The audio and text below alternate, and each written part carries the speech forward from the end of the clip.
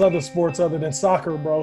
All right. I mean, what's the main sport that you miss? Like, nigga, basketball, nigga, football, basketball. nigga. What? I mean, I don't know. I thought you were gonna say like bowling. Nigga, soccer is Mini, mini soccer. camps, football mini Mini camps. camps. Nigga, I watch golf before I watch soccer, nigga. All right, gentlemen. Welcome Korean to the baseball's back. All right.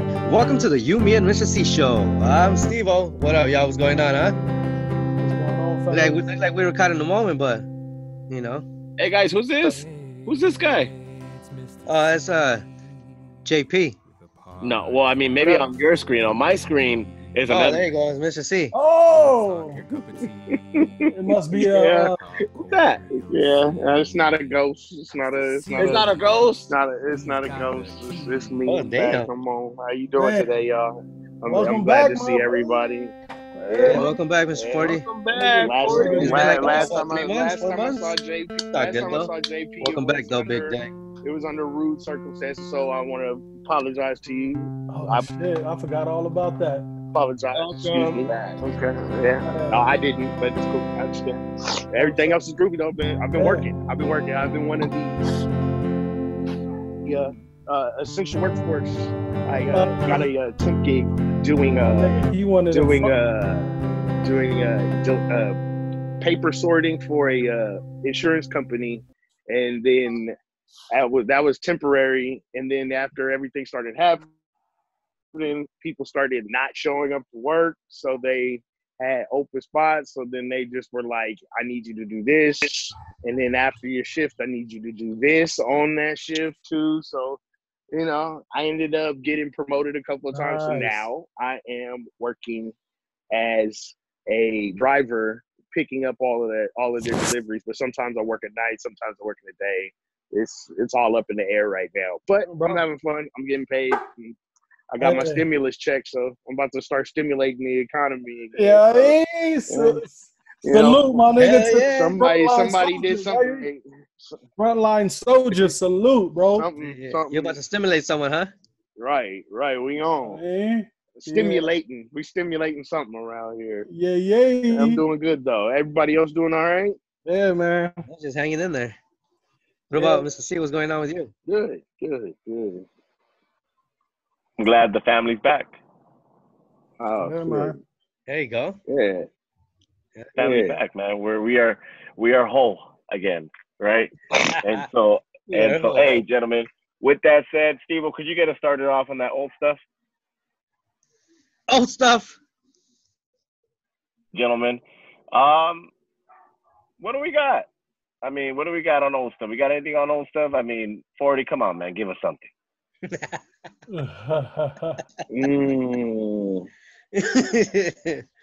I know this is some real throwback old stuff right now. I actually just bought a pair of Yeezys. Like, talk about some old shopping, something I wanted to do a while back. I was like, oh, okay, go ahead and do that, Fuck it. So to me, that's some old stuff. What? I need to see them, bro. I just bought it. Like they're gonna be shipped in. Oh, so they got out here. Yeezy. Part of the stimuli. They part of the stimuli. Yeah. No, that was a part of the paycheck. Trump bought you. I was like, oh, okay. Trump bought you those. No, I work for those. Yeah, Trump bought this nigga Carlos some AirPods. Ooh, yeah, look at shiny, baby. Look at slick, boy. Nah, with that stimulus check, I think I'm gonna go buy a pistol actually, in case times get tough. So I put in my appointment at Turner's. Huh? That's a more interesting old stuff right there, gentlemen. Let's talk about that. That's not a bad investment, boy. Yeah. Why do that?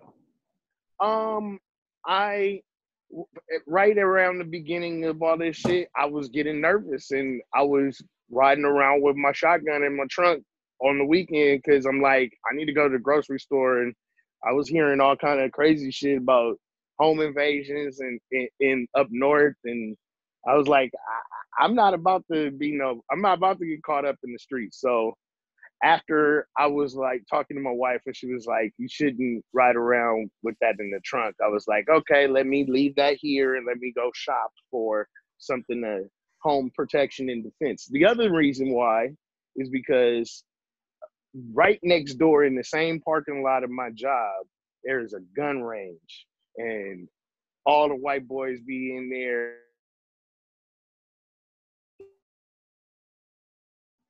They be in there, okay. Not those white boys, man. Yeah.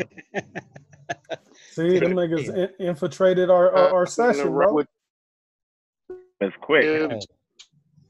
Two bears. So I'm like, oh, no, man, I want to get it. So, so I'm looking forward to that. My appointment is on the 13th, so we'll see what happens. I'm gonna go in there and hopefully I'll pass the test for my gun safety. Yeah, take it from there. I need to do that too. But that's that takes like about a 3-month period. We got time. It's about 26 days. It's 26 days. No, it's 30 days. So you're gonna wait 30 days until you get a shotgun or something or a pistol? Nigga, we in quarantine. Nigga, we got time.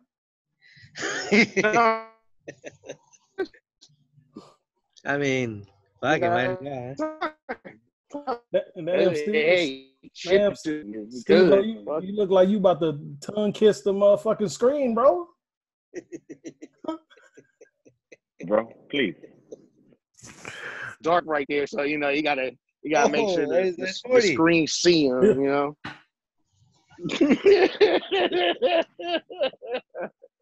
Now look, I'm kissing cousins, huh? I think part of it is 40 shy away over there. Huh? What? Yeah, when you explain the whole gun process, man, I think you turned into Mr. Roboto, bro. And so we're gonna assume that that you're talking about that you got your appointment. And, yes, I got my appointment, man. Look at this. Okay, but yeah, I mean, hopefully you don't cut off a little bit during the show, big dog. But that boy, hopefully, I'm about sorry. to be out here editing strong. It's because JP has good signal over there. He has some good Wi-Fi over there. We out here. He came up on 3 little Wi-Fi ports that fell off the truck. You know what I mean? We out here. All right. So I mean, no, hey, 40. I mean, I think you bring up the conversation that we're gonna get to a little bit at the end of this show. We bring in our panelists, right? We'll bring them in a couple minutes. We already got KB waiting for us on this line, but we're waiting for the 2 other gentlemen to join us. But I mean, it brings up the issue of protection and violence and safety and all that stuff, right? And so I mean, I mean, have you all thought about it, Steve-O, JP? Absolutely. Hell yeah. I've been trying to get one for a minute now. I ain't gonna lie. I've been real lazy with it. You feel me? But no, that's definitely on the agenda for sure. No question. You just gotta not be nervous and walk in there and get it. Yeah, nah, bro. No. And it's something that I've been wanting to do, especially because of my business, security business. It's essential for me to get that shit. So, it's killing 2 birds with 1 stone. But yeah, I'm for sure doing that. Yeah, you can get them cheap too. If you can find, let me know what your process is, bro, so I can do the same thing because I've been trying to find a legit way to get my shit done. Turner's outdoors. Well, that's not in Victorville, is it? Good to go. They'll walk you through the whole thing. No, right. They all over the shit. I assume. Yeah, that's about it. Steve-O, how about you, big dog? Yes. Yes, what? No, what? Yes, what? No, what? What do you want? What do you want me to say? All right. With that said, gentlemen, we're gonna go into our main topic. Okay. I'm gonna bring in two close brothers to me. So we're gonna welcome to the You, Me, and Mr.C show, Oscar, and we're gonna welcome KB. Hey. Oh. Damn. Gentlemen, welcome to the show. Welcome. Good day. What's up, Ken? What's up, Ken? KB? Oscar. You know what I mean? Oscar, bro. Not Oscar. Oscar. There we go, baby. You know what I'm saying? Good. What's up? Ready? What up, Ken? What's up? What up, bro? How you doing? Backing in. All right, so gentlemen, welcome to the You Me and Mr.C show. Number one, want to thank you all for joining us tonight. And you can hear some fireworks in the background. We'll get into that a little bit, but gentlemen, I want to introduce KB Kenneth to the show. He does organizing in South Central South LA, and Oscar as well, organizing in South Central LA. So welcome to the show. Definitely going to welcome your perspective on this topic. And so, gentlemen, wanted to set some context to this conversation with just have you all heard about pretty much Ahmaud Arbery and what happened in Brunswick, Georgia? Right, I heard that day. there was a modern day lynching, but no details. Yeah. So, well, before we get into that, let me also welcome the homie Gilbert Johnson. What's up, Gilbert? How we doing, big dog? Yo, what it is, folks? What's happening? Legado. What up, Brody? What's up, bro? All right, so gentlemen, so welcome, Gilbert. So yeah, just definitely wanted to welcome our brothers and our fellow community organizers in South LA, South Central, to this panel to have this discussion. Gentlemen, just to set some context, I mean, you know, we're all professionals in what we do. We're all responsible gentlemen in what we do, and we all got work that we're part of. But for this discussion, I really want you all to talk off the top of your head, really how you're feeling, right? Because this discussion is more about as men of color, right? Brown and black men. You know, how we feeling about the state of men of color in this country, given that, you know, what happened in Brunswick, Georgia, with Ahmaud Arbery happened a month ago, right? And a lot of people are just hearing about it just now, right? And what that means, and then more recently with the recent police brutality around the country, but more specifically in LA, what happened yesterday with the homie that just got beaten up, unarmed, you know, not combative. And so, but both situations, men of color, right? So I wanted to start off with, I don't know if you all follow Shaun King, right? Nah. Different opinions about Shaun King. I think more than anything, very informative, right? Mm-hmm. And that's really what I take a lot from what he does, right? But I wanted to kind of share a little bit about a recent podcast that he has called what is it? The Breakdown, right? And so he breaks down a little bit about the situation with Ahmaud Arbery, and we're gonna play a couple minutes of it, right? So you know, just you know, be patient with me on that. But I want to set this as a context, as you know, not only for a man of color being lynched modern day, but also what went into making sure that didn't come out as quickly as it did, right? It had long been my belief that Gregory and Travis McMichael lynched Ahmaud Arbery. But now that we actually have a video from the scene, we know that to be the case. It is one of the most horrific, most violent, horrible, painful videos I've ever seen. Today I'm going to unpack and explain what it shows. If you've never seen it, that's okay. I do what I do in great part so you don't have to see it. If you have seen it, I'll try to explain some of what's going on. Let me unpack and explain it. This is Shaun King. You are listening to The Breakdown. Breakdown.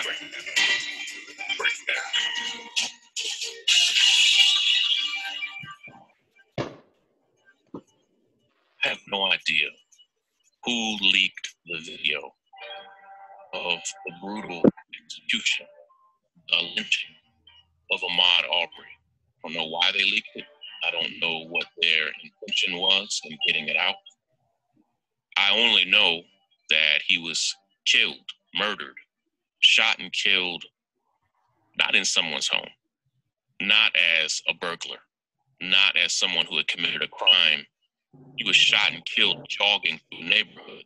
And when police found his body, he was literally in the middle of the street, which is exactly where he was confronted, shot and killed by Gregory and Travis Michael.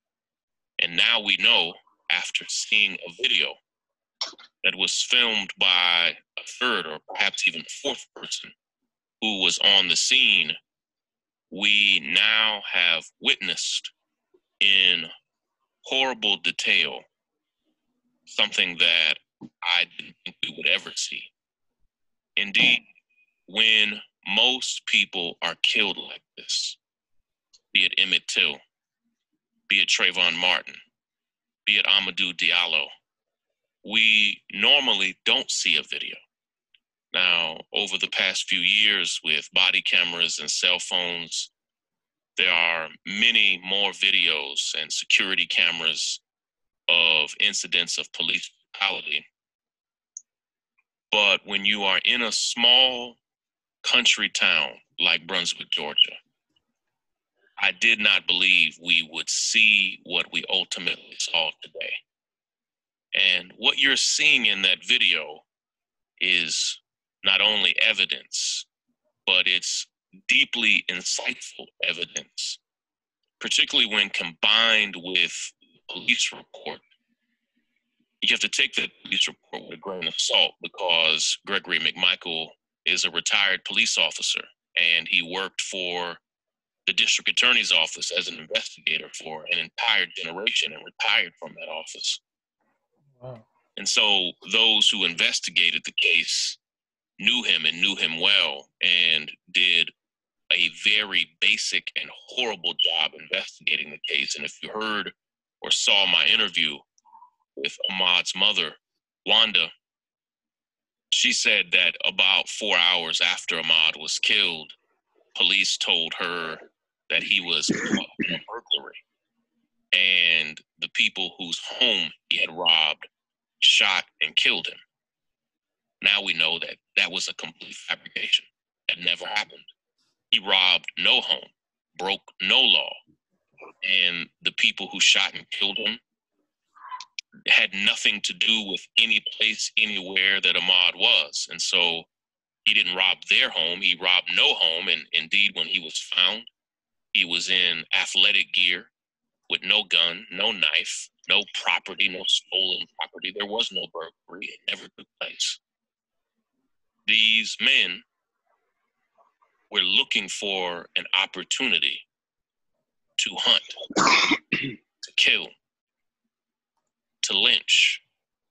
And what we now know from the 911 calls, what we know from the police report, and now with this video evidence, is that Gregory and Travis McMichael and a neighbor all participated in chasing him down, chasing Ahmaud Arbery down, boxing him in, which is what they said they aimed to do, to cut the road off as he ran away.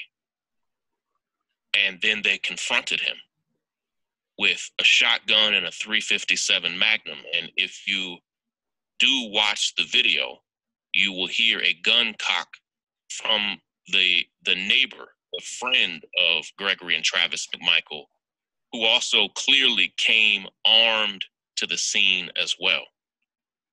When you go with a shotgun, a .357 Magnum, and call a friend, you're going as a gang, a posse. It was a lynch mob. All right, so I mean that's a little heavy too, right? But This was in Georgia. Brunswick, Georgia, small town in Georgia, right? Happened over a month ago, right? This shit happened in February, bro. End of February. There you go. And so we add that, right? And we say, well, fuck, we live in LA, right?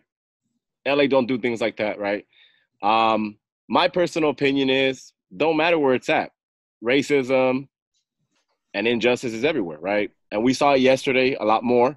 And I know, Gilbert, you could speak a lot on it even today, right?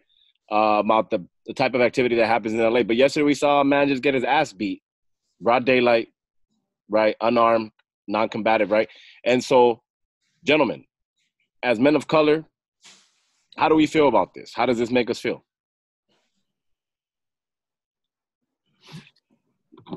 Tired.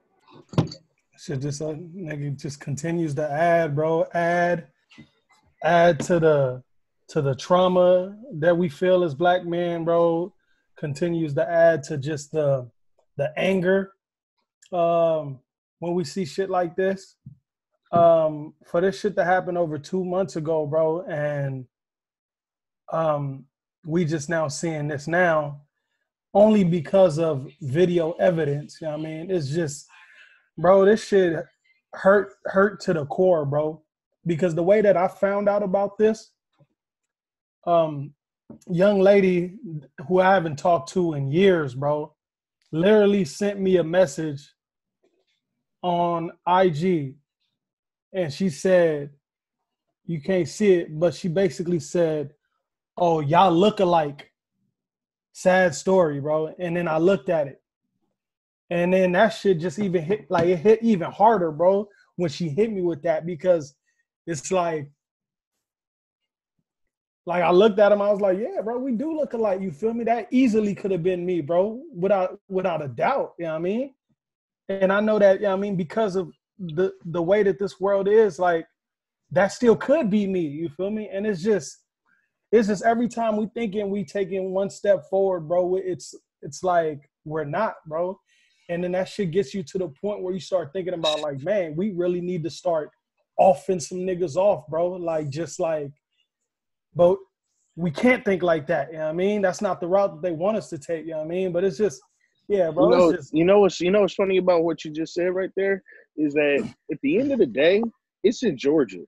Georgia is an open carry. You froze on us a little bit, 40.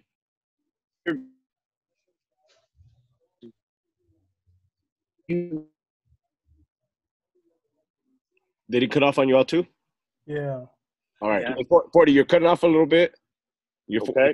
Can you hear me now? Yeah, run that through. And guys, I'll edit all of this. We'll clean it up for tomorrow morning. But go through your point, 40. Because I do want to go around, gentlemen. And I just want to start us off, right? Just in emotion. What we're thinking as men right now, right? So Gilbert, I got you as tired, man. And JP, I see you. So 40, go through your point, homie. Can everybody hear me fine? Yeah, we can hear you. Okay. Freezing a little bit, we can hear you. Okay. It's an open carry state. Like, you can carry a pistol, you can carry a gun. Everybody's able at an able age is able to be armed, and it just sort of puts me in a position of fear and having to, be prepared. Okay. Devo, how you feeling? Well, Yeah. I can't believe that I'm hearing this, today, about what happened, to Ahmaud. And, it's been 2 months, and, I mean, it's not the first time, but this time they got video of it, and they got evidence about, what happened 2 months ago. So But you're just adding, fire. You're adding more gasoline to the fire. Fire's already lit too far, and this is just tragic, and I just can't believe this. I mean, how does it make you feel as a man, though? Man of color. Just afraid, man. Because you don't know who else. You don't know what's to predict. For tomorrow, like if you're gonna wake up and fight for your life. KB, Oscar?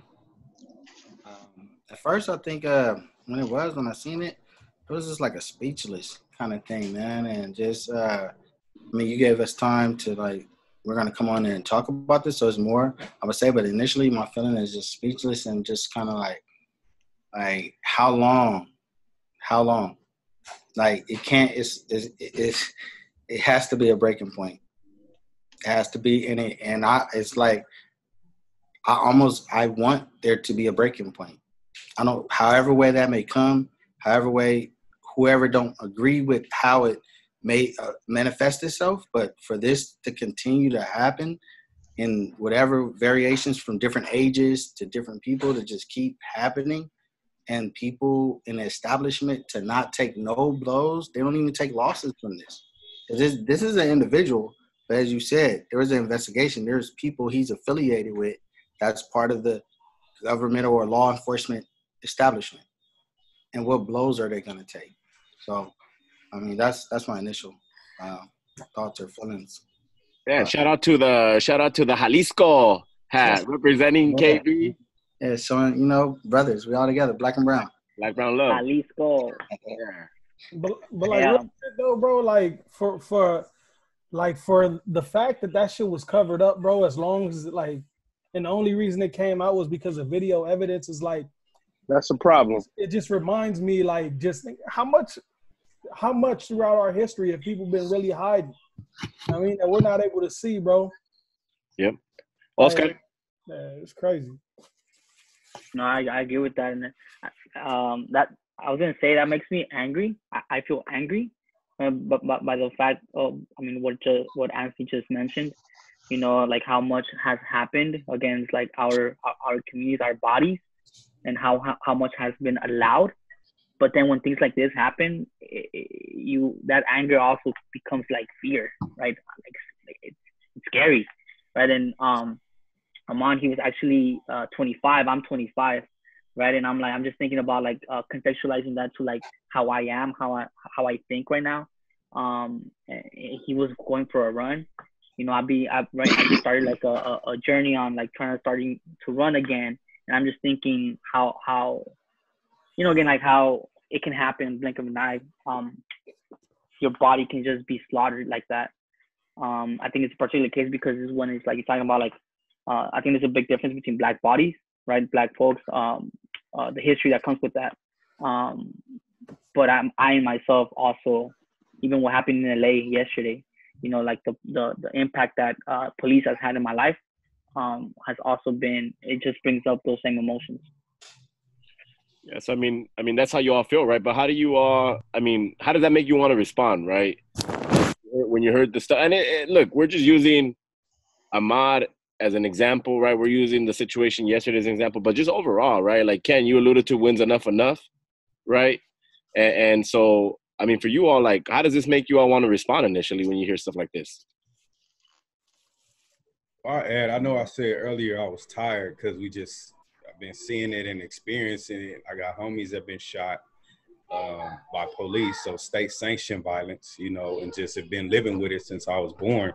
The criminalization of our communities. But I don't know if anybody else on here is a father, but many of y'all on the call know I have 5 kids, 5 black kids at that. And so knowing that this type of activity happens, and they, it's like you want to go full force. You want to say, well, let's get it cracking. Let's go bust some heads. But at the end of the day, I grew up without a father. I got a lot of responsibility, and I know what it's like to not have a father in the household. So as much as I want to get active and, go grab my 357 in the, that's up tucked away, it's like, damn, I could do something to put my family in danger or be taken away from my family. And that's, folks that grew up without no dad. I think the main thing once you start having kids is to be there for them, because you don't want anyone to experience that feeling of growing up,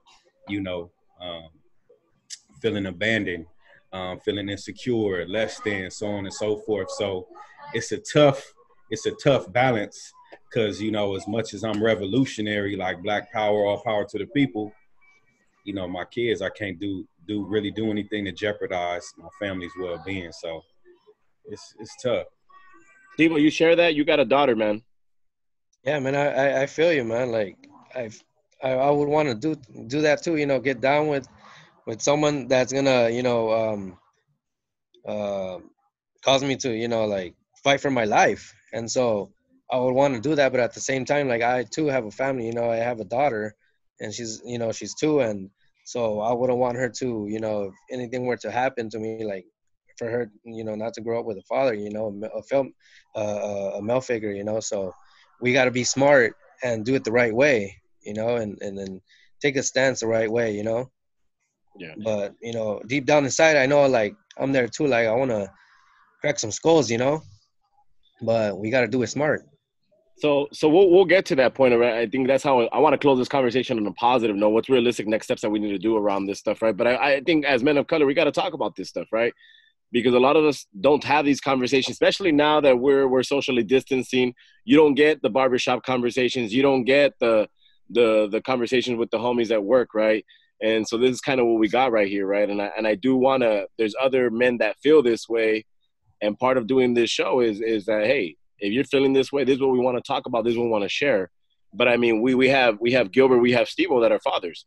The rest of us that I know of, gentlemen, are not fathers, right? And so how do we respond? How do we want to respond initially when we hear stuff like this, that we don't have kids? See, the sad thing, bro, about this whole situation is like, I feel exactly what Gilbert is saying, exactly what Steve-O is saying. Is like, when you hear about this shit, like, immediately I start thinking like, you know, shit like, oh, this would never happen to me, bro. I'm out here I'm gonna fight my way through this and that. But the reality of the fact, bro, is that we not prepared to go to war right now. You know what I mean? If we wanted to, we just not. You know what I mean? Like, they not out here, bro, selling us all these guns. You know what I mean? And if they are, they making it 10 times harder for us to get there. We not ready for that. You feel me? It's just like what Killer Mike be preaching sometimes, and people be getting upset with him about that shit. It's like, if we really was to go to war right now, like, would we be ready, bro? Like, if we had to like really survive on our own, like, would we be able to hunt for ourselves? Would we be able to grow shit for ourselves? Like, would we be able to sustain ourselves? The reality is, nigga, we haven't been really free long enough to do all of that, bro, to where it's like something that's practiced throughout generations, bro. It's just, and that's the sad part about it. And you know, that's why we have to be able to do it in a smarter way, whether that's through politics, changing like local, like all that shit, bro. Like, yeah, this shit getting me hot. So I mean, yeah, and like I said, we're gonna try to end this on a positive note. But you're saying, JP, is your initial reaction is violence, right? That's what you want, yeah. But that's what you that's want, what we right? want. But we can't afford it, though. Okay, you know what I mean? all right. Oscar, we can't afford it. Oscar, KB, you agree with that? You disagree with that? Like, I'm talking about, like, and 40, you're tripping me out, man. You're sideways right now. But yeah, gentlemen. I mean, do you agree with that stuff? That your initial response when you see this stuff is like, fuck that, fire. Yeah. Is that it?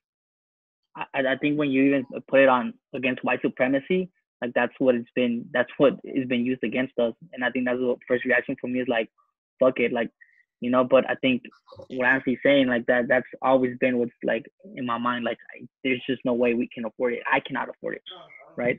It's real fear and it's real limitations. Like, I mean, myself, like, being undocumented, there's just no way you can look at a cop in the eye. You grew up like that, you know, that's how you were taught. And so when you talk about how do you then try to do something about it, it's just, I've been normalizing the idea, right, that I have to look down, right? And so again, when we talk about white supremacy, I have to look down, right? But obviously that's not the case anymore. Nonetheless, that's still my initial reaction. Or you just feel powerless in moments like this. Right. For me, I think it's like it's like layered.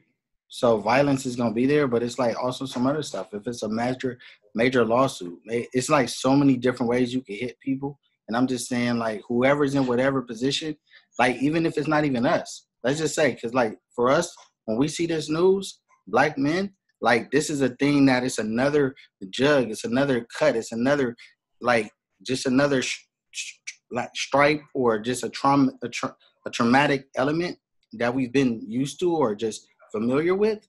But then we have allies, you know what I mean? We have other people that's not even to say a person of color. How are they going to stand up? So I just think like, for my initial reaction, if I think violence is to solve it, I think definitely 100% violence should be part of it. It doesn't, like, we can't, like, people, that smarter way, like, people talking about a smarter way, like, how could you talk about anything being smarter when someone's gunning you down in the street? It's not nothing, like, and the reason why I'm feeling like this is because this is the thing, right? We're saying all this right here, but like, if this is one of our family members, we can't really even be. I mean, I'm not gonna say I can speak for y'all, but smarter would never come to my mind if it's a family member of mine. And I think for whoever sees this, whoever is dealing with this, and we keep seeing this over and over, maybe we need to start looking at this as this is family. That's it. This is your family. At the end of the day, all across the nation. And whoever needs to respond accordingly, not saying, oh, just run up and drag them out the house or whatever, but that goes through legal representation, like just all the facets of how you could deal with the people that, one, this was a blown investigation.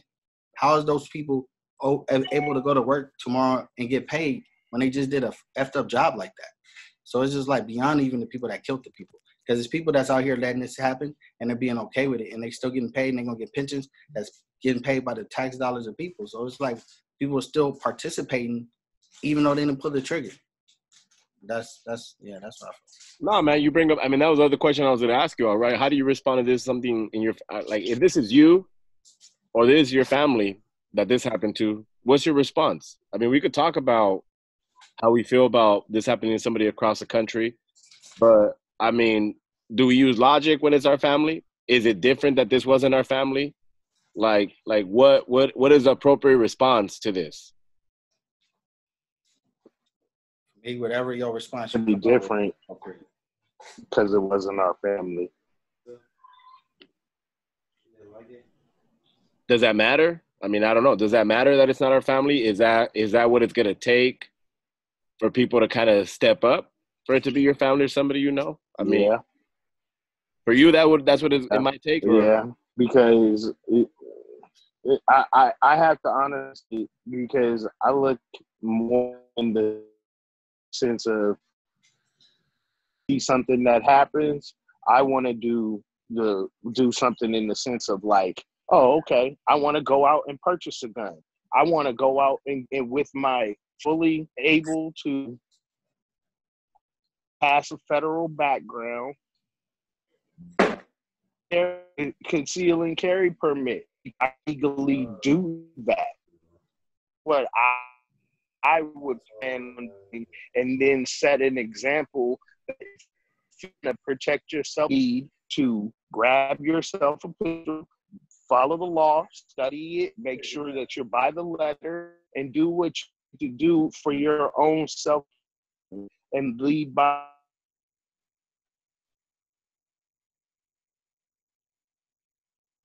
Hopefully, I wasn't all blocky and jumbly. A little bit, but what I got what you said, right, was that you want to model what it's gonna be like for folks to be smart, carry a concealed weapon, pass all the federal laws and all that stuff, right? So your Exactly. Your next steps are, I'm gonna protect myself. I'm gonna buy a gun. Yeah. I mean, it's a tough one, man. Like where you have no choice but to defend yourself how you can. Yeah, You know? you have to, because Yeah. you There's no other think choice, about it. man. You think about it like you do not want it to be you. How do you solve that? Protect. Okay. So let's close up this conversation a little bit, right? Because I think we went through a lot of things, right? We talked about that we're scared. We talked about that we're on edge. We're tired. Paranoid. Right? Paranoid, right? All that stuff, right?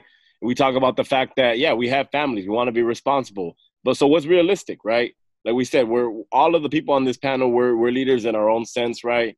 We're responsible people, but we're also people that are realistic, right? So, I mean, if people of color, men of color are watching this, right? And they're saying, look, I feel the same way as you, Gilbert. I feel the same way as you, Oscar or KB. But I'm not going to sit around anymore.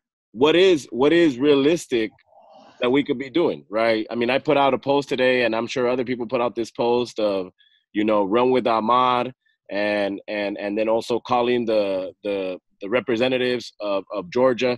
That's one, right? But that's gonna figure out that case, right? We still got shit going on here in LA, and stuff is hot out here lately, right? There's always helicopters every night. There's always motorcades of cops every night, right? And so what's realistic then, guys, so that we don't keep feeling tired? What's a realistic thing to do? What's the next steps for us?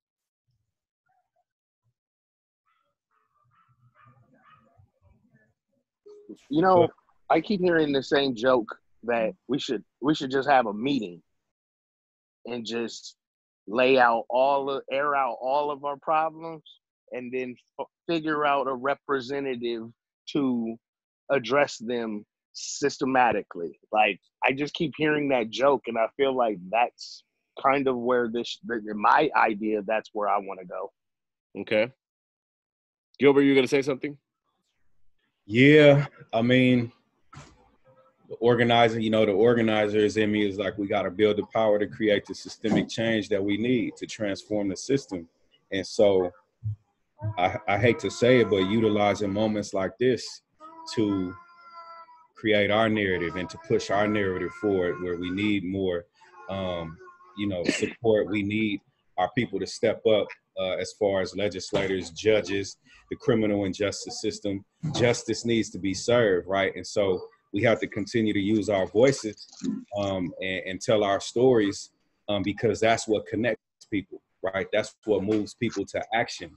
Like, I guarantee, much love to BLM, Black Lives Matter, because their platform and the work that they did to do what I was just saying we should all be doing is what really lifted state-sanctioned violence, police violence, law enforcement, and the work to get the change that we have got. So, body cams and, we passed Measure R, and different things have happened across the state, but all that came through people stepping up and taking action.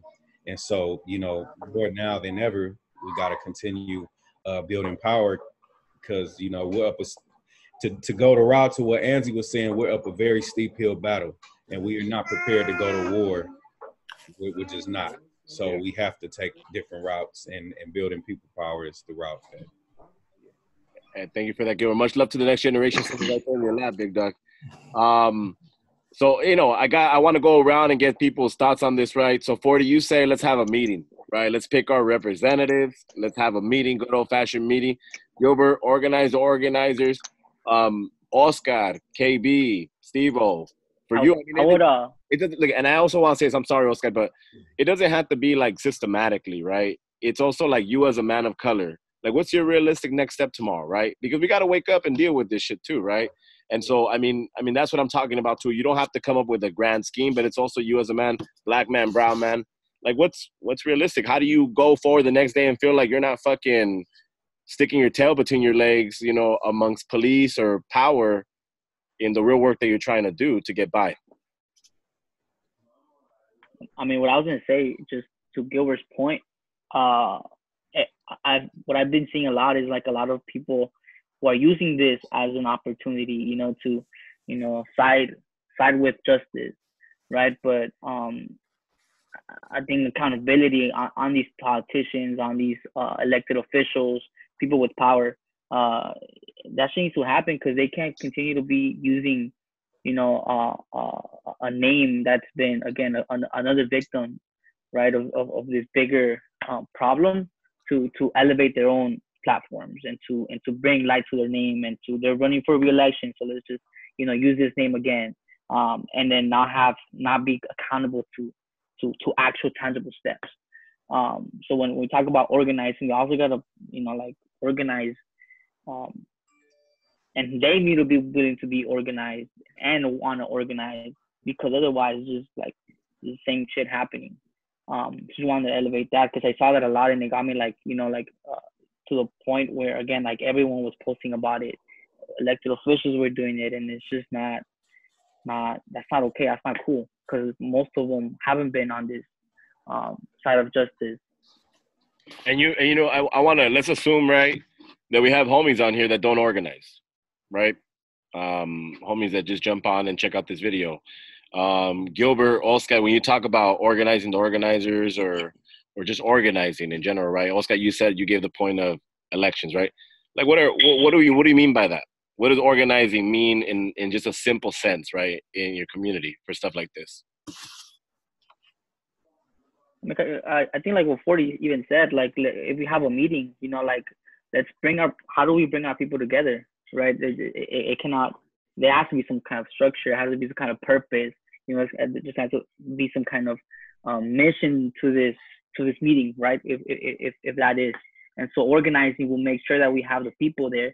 It will make sure that we have the right people there, right? And in there, be able to understand that we need to highlight the people and the lives and the voices that are the most affected, right? So then those are the people that are given the opportunity to, say what needs to be changed, right?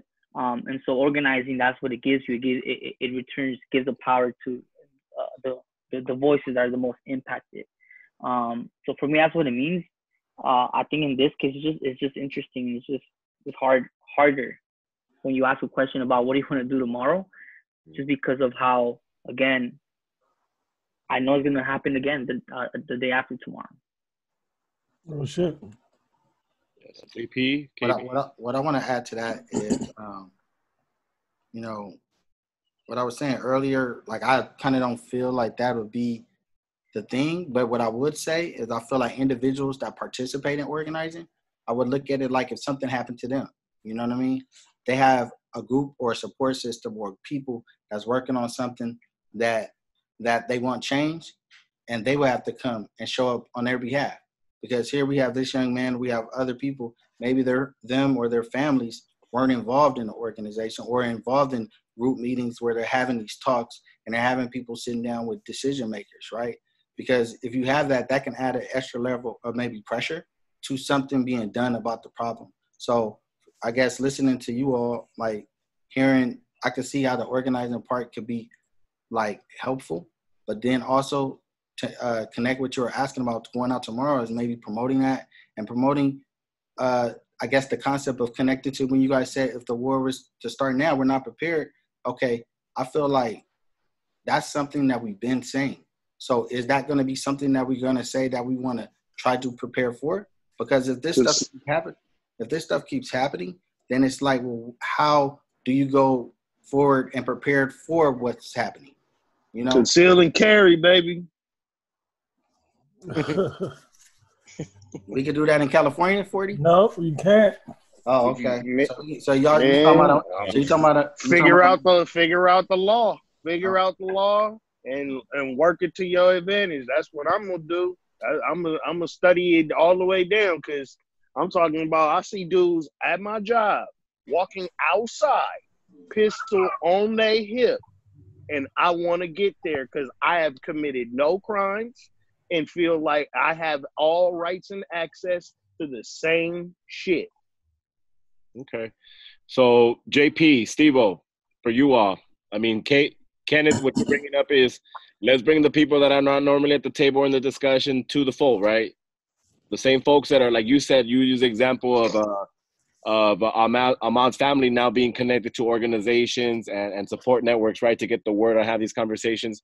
So we need to bring in those people, right? So let's not just have a conversation, like Oscar was saying, the right people in the conversation and the people that we don't normally have in there, right? But JP, how you feeling? Steve, how you feeling? What's your thoughts? I mean, I think that if there's no voice, there's no meetings.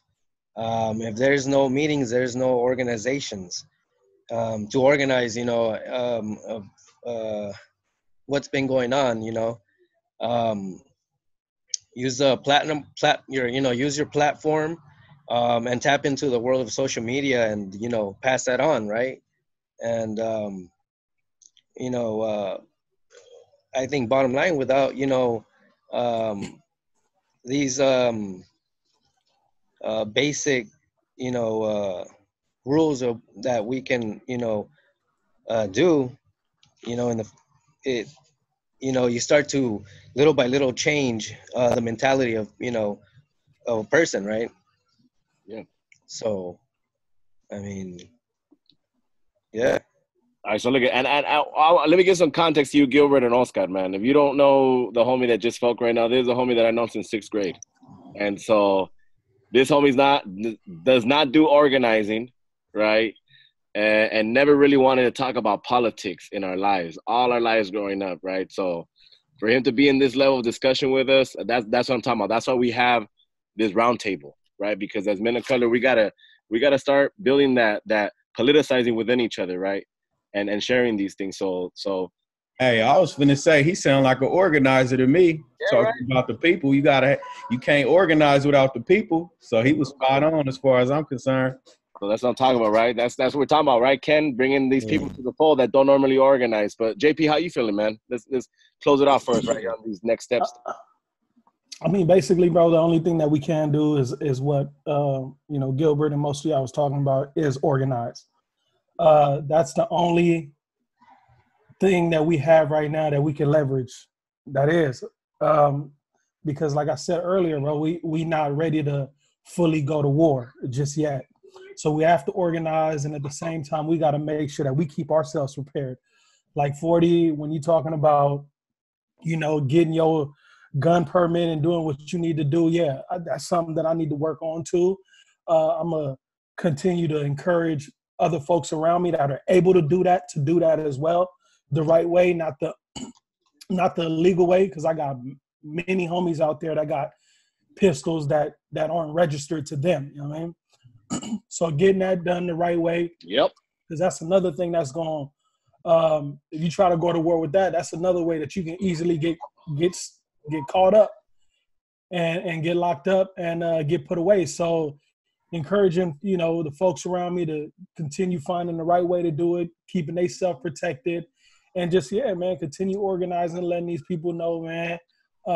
Like Steve-O says, social media. I mean, everybody from LeBron James to who else? Jamie Foxx. Everybody was posting about this young man today, and so that's just adding visibility to the problem, which is sparking the discussion that we have right now.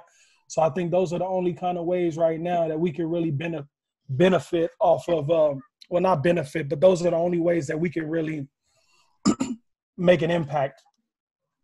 Okay. Yeah, I mean, I had something in mind, and it's a little bit maybe off, but me just thinking outside the box, I feel like, look, like this is the first time I hear this about this young man, being killed in cold blood, and I feel that there's a certain thing that gets pushed in order to sidetrack all these, things that have been, that are tragically happening, and it keeps on going. Like we could do meetings, organize, and all that stuff, and go ahead and put these people in jail, let them rot in hell, and uh, and then all of a sudden, this pandemic comes in, and kind of like that's what I feel like it was pushed in order to sidetrack from all these tragedies that have been happening, and so that it angers me like a lot. Hell yeah, speak that conspiracy shit, baby. Yeah, there it is. There's my man right there. Steve-O checking in. I was just getting ready to say. I know Ken is loving that shit too on the side. Look at that smile. Yeah, bro, they out here, they trying to get rid of us, bro. They out here got the killer bees out here now, bro. Like, you call them the murdering hornets. Yeah, the hornets. I was like, damn, nigga. Asian hornets. You know what it was, bro? China was like, oh yeah, y'all niggas not gonna pay us that trillion back? But we got something for that ass. Yeah, nigga. Hey man, thank you, Steve-O, for closing us off on a lighter note. But hey, gentlemen, just to close out this conversation, I appreciate you all jumping on. I think this is it right here, right? We got to have these conversations. Gilbert, Oscar, JP, Ken. We're always organizing. We 40. What's up? You didn't say 40. I'll say organizers. Oh, sorry. But hey, we're all organized, right? But I'm saying like we get paid as organizers to a certain level, right? But I say like we have these discussions right at work, but we don't have these discussions sometimes as homies or family, right? Because we don't have the time to do it. I think it's important to kind of take space in this, right? The other thing too is, you got to share this with the homies, right? Some people want to really go off and respond in a certain way that's gonna like just further on put us in a systematic thing where we're never gonna come out of that hole, right? So I think I agree with the fact that, yeah, we got to get prepared because we're not ready for this war. So let's arm ourselves, whether it be with knowledge, whether it be with, guns, whatever it be, right? We got to be prepared. But at the same time, we got to organize. We got to be smart about also the ways that we do it, right? So I appreciate you all bringing that to the fold. Gentlemen, I appreciate you all being on here. You can check out our show on now YouTube. We're going to air this on YouTube every week on Thursdays, and you can catch us on Instagram at me and Mr.C. Gentlemen, if you want to go around, anybody want to share your handle, you may do so right now. For the audience, they can follow you and check out any of the stuff that you do.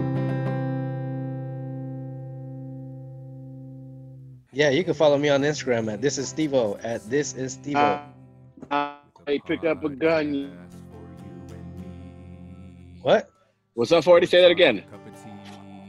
I'm going to just say pick up a gun. Okay. Is that on Instagram? I just No. Man, I don't know if I sound like shit, so I don't want to blur it all out. It's all right. I'll push all these buttons later on. You need to upgrade to that 5G, my nigga. Say fuck the cancer, my nigga, and get that 5G action. Or whatever it is, whatever the conspiracy is with the 5G. Nah, check your boy out though, man. Jacques Payne 87 on Instagram. That's JACQUEPAIN 87. All right, gentlemen. Thank you for joining us. Hey, have a good rest of your night, guys, and we'll talk soon. Peace out, y'all. Later, y'all. All right, guys. Peace. That's us.